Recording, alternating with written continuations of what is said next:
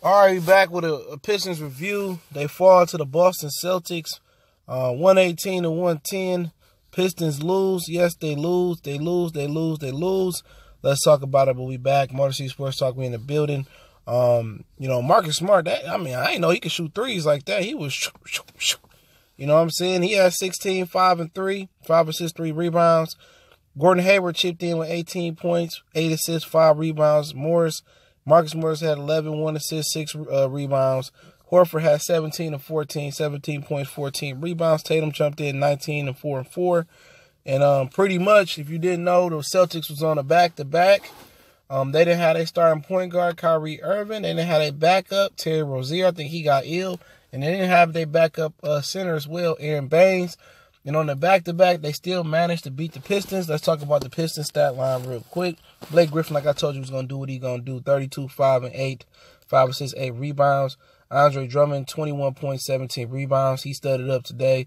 Luke Kennard had 11, 5 and 3. Reggie Jackson had 18, 3 and 2. Wayne Ellington had 13, 1 and 1. Pretty much nobody outside of him did a lot, though. Like I said, the Pistons just don't have enough to really be a threat in the playoffs, man. That's why I said they should tank.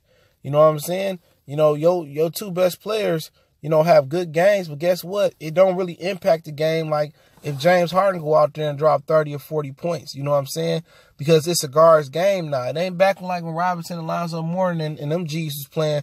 It's all about a wings and a ball handler game. We don't have a primary ball handler or a guard that can make a difference. It's a guards, it's a wings game. It's a totally different NBA. We don't have enough talent. We only have 2 starters that can start in over 50% of the league, and that's Drummond and Griffin. And our 2 starters are not at the premier position in the NBA. Westbrook and Paul George, wing and the guard. Chris Paul, James Harden, a backcourt. LeBron James, a wing. Him and Kuzma, a wing and a forward. A stretch 4 or a stretch, whatever 3 you want to call them. We need guard play, and we got our 2 best players in the wrong positions on the squad. Our 2 best players are a big man and a power forward that's trying to play point guard, okay? It ain't gonna work, man. And we need to rehaul and just how we structure the team, man. We gotta trade and get talent as far as guards, man. We gotta trade and get talent for real. We need guards. You know what I'm saying? And it's imperative that we get guards. You know what I'm saying? You're not going to win with your 2 best players being a power forward in the center. Not in today's league when you got unicorns like Kristaps Porzingis and guys like Kevin Durant walking around. You know what? And a lot of people don't want to face the music. This team make the playoffs. It's a sweep. It's a sweep. Milwaukee, Toronto, Philly, Boston, it don't matter. It's a sweep. So we want to make it to the playoffs and say, oh, hang a banner, Little Caesar, and we made our first playoffs in Little Caesars. It's a sweep. What we get into the playoffs, we're going to get swept for. We're really not a playoff team. We need to be bad and tank, but you know what? I told people was talking about, oh, the Pistons, they beat the Denver Nuggets. That was a West Coast team dealing with injuries coming east. They beat the Knicks twice. Ooh, the Knicks, they trying to tank and get Zion. Wizards don't have their best player in John Wall. They trying to get Zion. Okay? You play a real team on a back-to-back, missing their 2 point guards and missing their big man, and you lose. That's just further proof that the Pistons are not a good team. You know what I'm saying? They don't have enough support from the wings and the guards and the bench. It's very superficial how our team is built. We lack talent.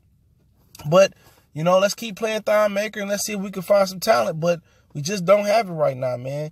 And we just not good enough to be with the upper echelon teams in the East. And I don't know how many people can face the music. When you step up and play the Celtics, you play Philly, you play Toronto or the world, guess what?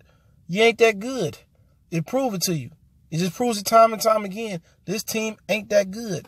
A lot of people don't want to hear it, but you want to clap and parade and throw confetti on Twitter and on Facebook and stuff, talking about, oh, we beat the Knicks twice and we on a 4-game winning streak, or we beat the we beat the Wizards. I mean, who the fuck did you beat? You beat Denver without 7 of their starters? I'm exaggerating, but hey, like I said before, man, Drummond showed up. None but respecting him. Blake Griffin been doing it all year, but it's in vain. It's for nothing. This team ain't good enough to go nowhere, but get swept in the first round of playoffs. And Blake Griffin deserved better, and I'm gonna stand by that. Motor City Sports Talk, appreciate it. Make sure you subscribe button, bell icon button. We on Facebook, Twitter, Instagram.